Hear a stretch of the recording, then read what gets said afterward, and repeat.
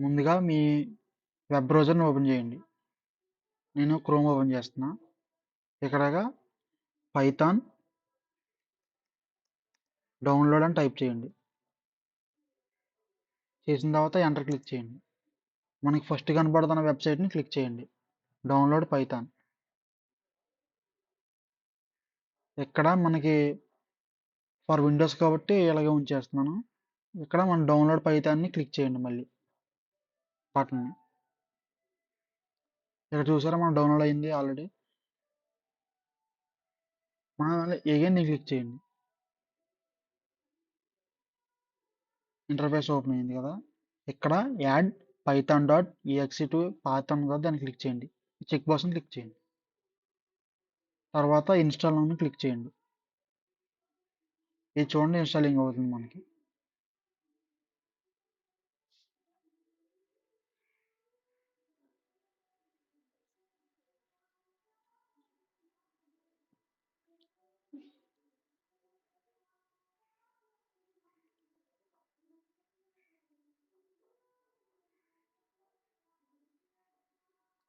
Installation అయిన తర్వాత మనం క్లోజ్ చేసేయండి ట్యాబ్‌ని. మళ్ళీ సేమ్ కమాండ్ ప్రాంప్ట్ ఓపెన్ చేసి మళ్ళీ అది చెక్ చేయండి. పైథాన్ వెర్షన్ ఉందా లేదా? పీహెచ్‌టీవై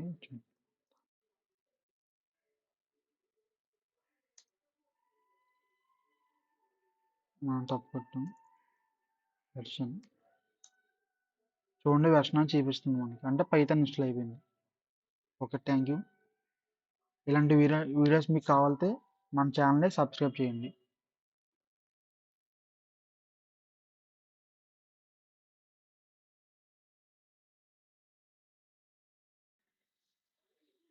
ఈ వీడియోలో మనం పైథాన్‌ని ఎలా రిమూవ్ చేయాలో చూద్దాం.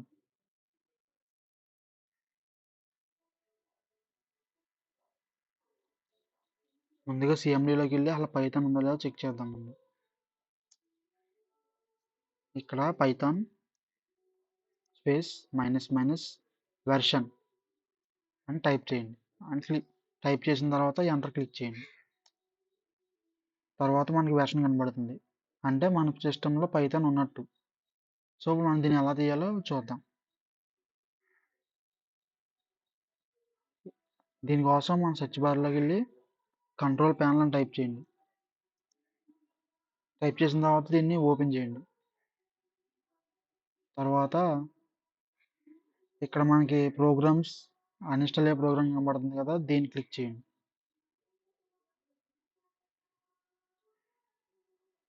అన్ఇన్‌స్టాల్ అయ్యే ప్రోగ్రామ్ క్లిక్ చేయండి. ఇందులో పైథాన్ ఎక్కడ ఉందో వెతకండి.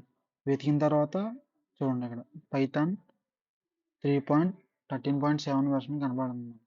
దీన్ని క్లిక్ చేసి రైట్ క్లిక్ చేయండి. ఇక్కడ అన్ఇన్‌స్టాల్ కనబడుతుంది కదా! దాన్ని క్లిక్ చేయండి. చూడండి మనకి పైథాన్ అనేది రిమూవ్ అవుతుంది మన సిస్టంలో నుంచి.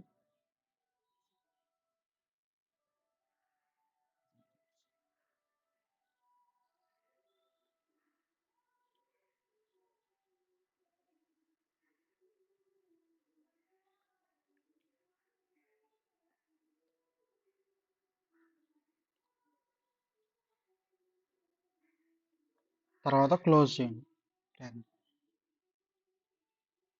అంతే అయిపోయింది. మళ్ళీ చెక్ చేద్దాం నెక్స్ట్. చూసారా పైథాన్ వాజ్ నాట్ ఫౌండ్ అని చూపిస్తుంది. ఇప్పుడు మనం